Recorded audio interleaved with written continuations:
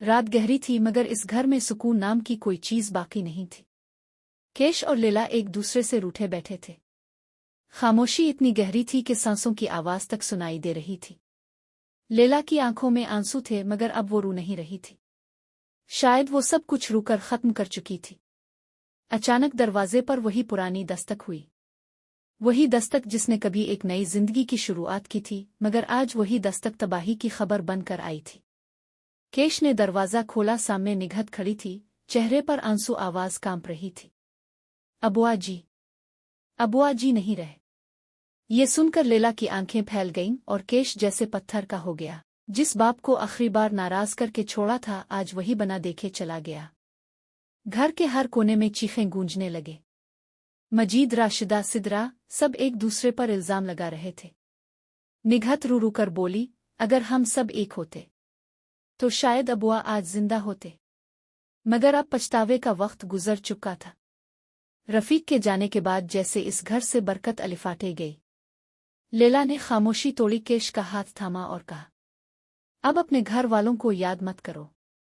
चुल्लू उन्हें जोड़ने की कोशिश करते हैं। केश की आंखों में नमी थी। वो बोला, काश ये बात तुमने पहले कही होती तो शायद आज ये दिन न देखना पड़ता। उधर जीशान अस्पताल के बाहर बैठा था। अब्बा की मौत ने इसके अंदर के बगावत लड़के को तोड़ दिया था। वो बार बार अपने किए पर पछता रहा था। अगर मैंने इस दिन मुआफी मांग ली होती तो शायद अब्बा मुझे गिले लगा लेते। सिदरा की यादें इसके दिल पर खंजर की तरह चल रही थीं। शेफेत, वो लड़की जो मोहब्बत के धोखे में अपनी इज्जत हार बैठी थी, अब लूट आई थी। निघत ने इसे गिले लगाया और कहा, बेटी, औरत की असल ताकत गिरने में नहीं, अलिफाटेनी में है। अब तुझे किसी सहारे की नहीं, अपने हौसले की जरूरत है। घर में सब मौजूद थे मगर कोई किसी से नजर नहीं मिला पा रहा था। रफीक की तस्वीर सामने रखी थी और उसके नीचे जलती अगरबत्ती की खुशबू में एक अजीब सी चुभन थी। केश आगे बढ़ा, तस्वीर के सामने झक कर बोला, अबुआ, मैंने गलती की थी मगर अब मैं इस घर को टूटने नहीं दूंगा।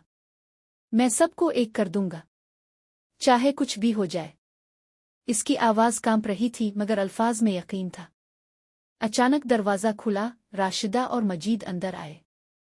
दोनों के चेहरों पर अब भी नफरत थी मगर निघत के आंसुओं ने सबको खामोश कर दिया। वो बोली, हम सब ने हिस्से मांगे, रिश्ते नहीं। और अब हिस्से तो मिल गए मगर रिश्ते खो गए। कमरे में सन्नाटा छा गया।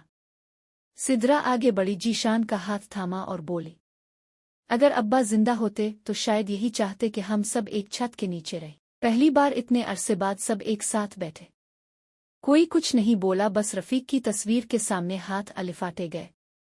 सबकी आंखों में आंसू थे मगर उन आंसुओं के पीछे एक दुआ थी कि अब ये घर दोबारा ना टूटे।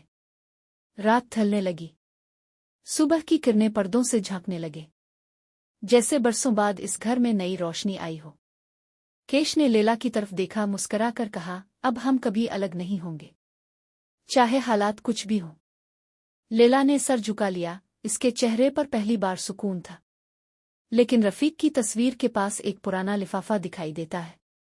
लिफाफे पर लिखा होता है, मेरी वसीयत, सबको एक कर दो वरना ये घर फिर बखर जाएगा। नाजरीन, वैसे आपको क्या लगता है, क्या रफीक की ये आखिरी ख्वाहिश पूरी हो पाएगी?